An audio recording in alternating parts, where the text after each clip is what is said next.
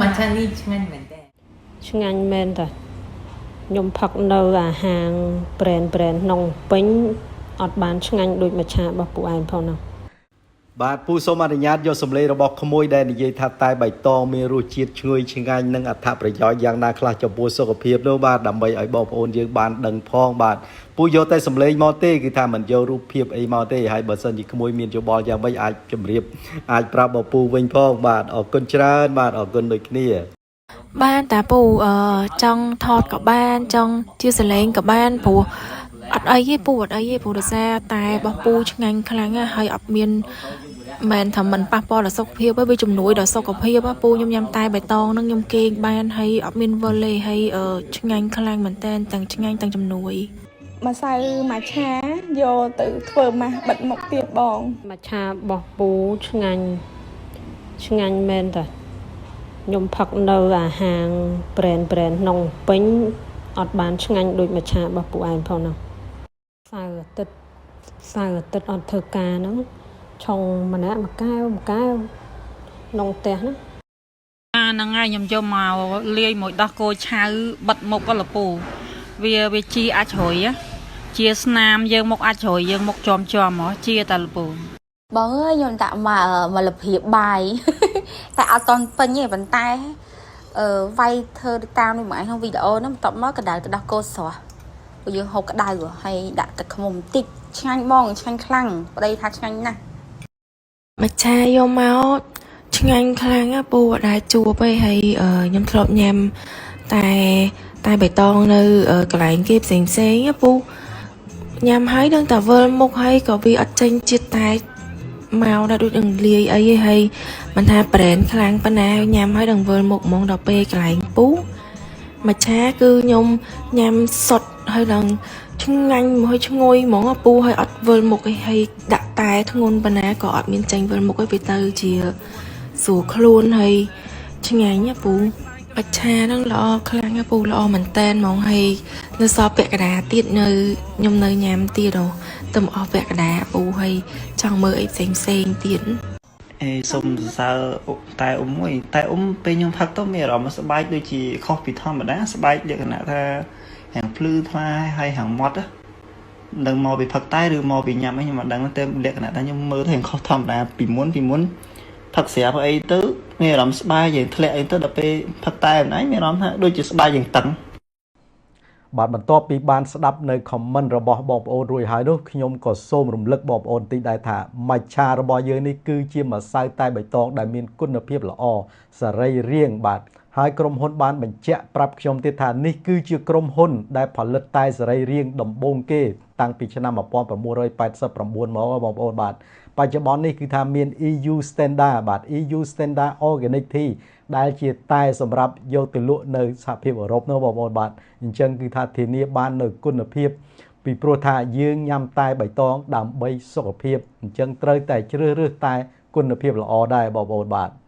អូខេអញ្ចឹងបងប្អូនសូមអញ្ជើញមើលពណ៌របស់តែបាទតែបៃតងរបស់យើងនឹងសូមរំលឹកបងប្អូនឡើងវិញដែរថាតែរបស់យើងនឹងគឺមានមច្ឆានេះគេហៅថាceremony grade បងប្អូនគឺថាល្អសរីរាង្គដូចគ្នាគ្រាន់តែថាពណ៌នឹងវាលៀងគ្នាតិចបាទឥឡូវនេះតែថ្មីដែលទើបនឹងមកដល់នោះពណ៌គឺថាលៀងគ្នាតែបន្តិចទេបងប្អូនបាទគឺថាអស្ចារ្យណាស់បាទគឺថា grade បាទក្រុមហ៊ុនបញ្ជាក់ប្រាប់ខ្ញុំមកបញ្ជាក់ទៀតថាឲ្យបងប្អូនយកតែរបស់យើងនេះទៅប្រៀបធៀបជាមួយតែដែលបងប្អូនបានប្រើមុននោះបើខ្ញុំនិយាយថារបស់យើងល្អបងប្អូនជឿថាតែរបស់ខ្លួនឯងថាល្អ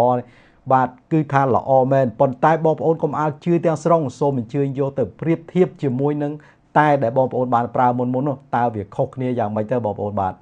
អានេះមួយកំប៉ុងនេះគឺទម្ងន់120ក្រាមតម្លៃ$18ហើយមួយកញ្ចប់នេះទម្ងន់125ក្រាមដូចគ្នាតម្លៃតែ$12ទេបាទហើយបងប្អូនមានបំណងចង់ទិញ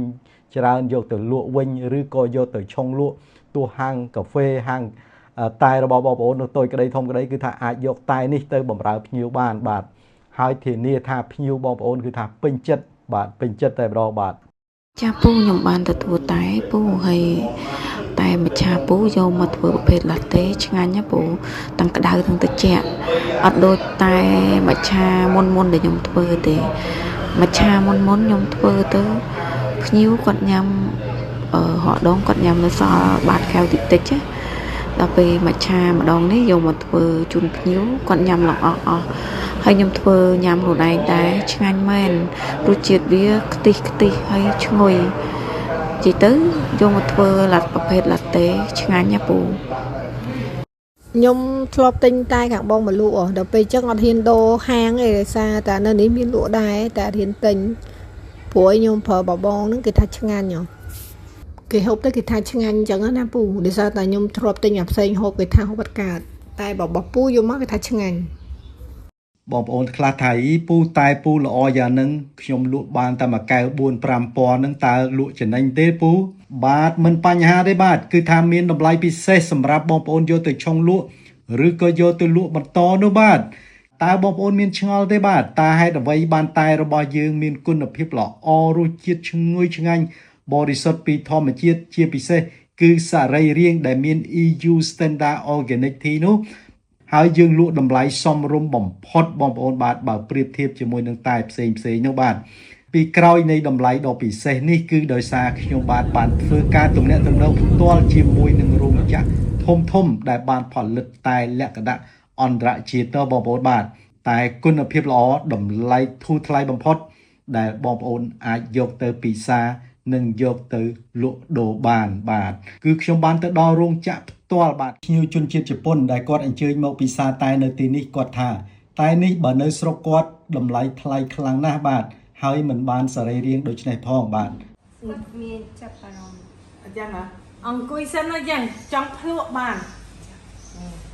ភ្លក់អត់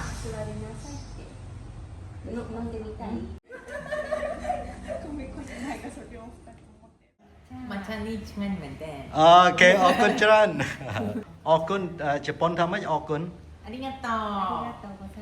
ありがとうអារ៉ុយកាតូ ありがとうございます អារីកាតូកូសៃម៉ាសអរគុណច្រើនដូចគ្នាអរគុណច្រើនដូចគ្នា Every day is a gift, every day is a gift to paint with love and laughter.